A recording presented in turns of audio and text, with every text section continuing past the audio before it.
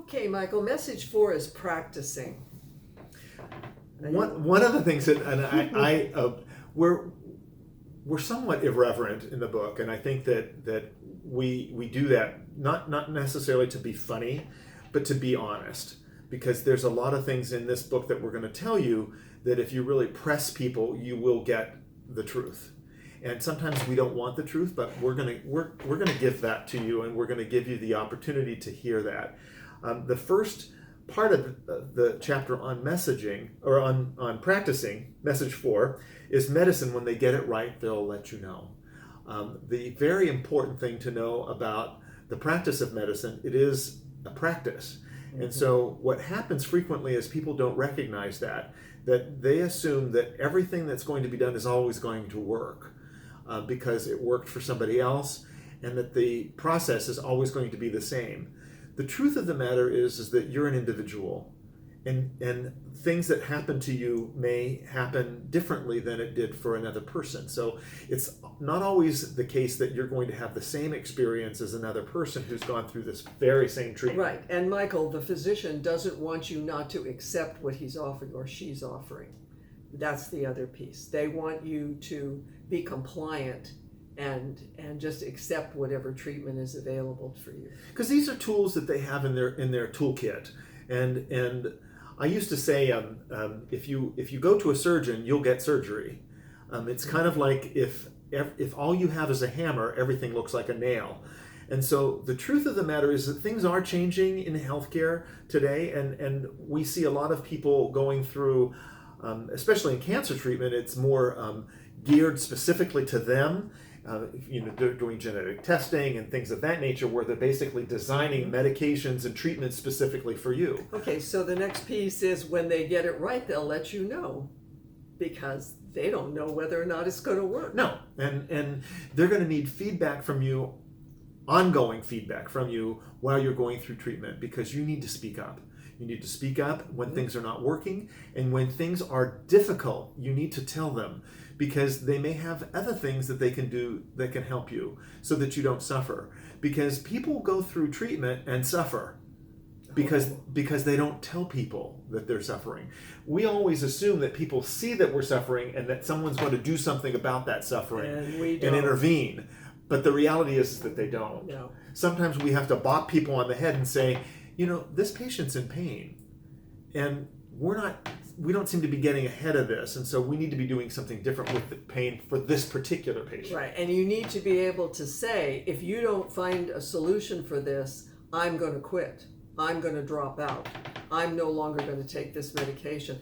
That is a brave patient, because you're now demanding, and the physician, hopefully, if they want you to stay compliant, will start granting you what you need. Okay, practice grieving. Okay, grieving. Grieving is it's a private, years and years and years of horrible, horrible loss and pain. And 99.9% of the time after the initial assault, the patient will grieve by themselves. They will not join others into that grieving process.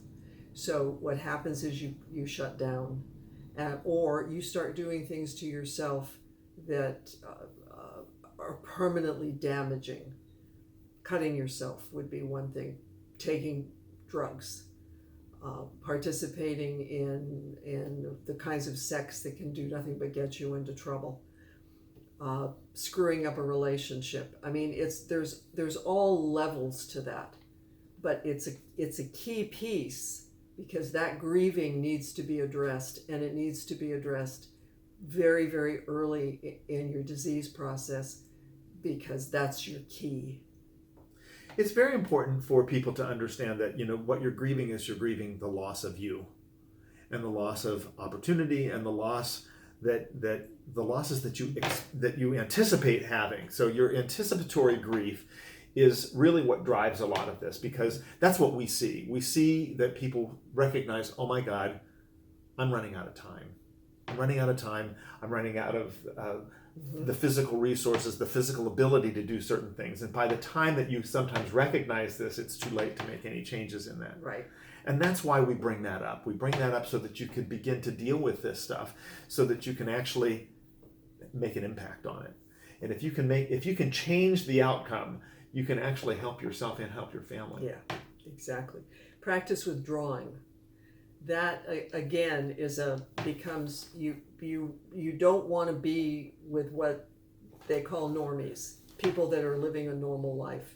So you start withdrawing, you start alienating friends, family members. Sometimes you become hostile because the next one is becoming angry. You're angry at yourself, you're angry at the disease, you're angry at the medical community, you're angry about decisions that you made that now you regret. At the time they seemed fine, but in hindsight, you really didn't do yourself a favor. One of the ways that if you're a family member in this situation, one of the things that you can see is that your loved one who's experiencing this is a bit more grumpy.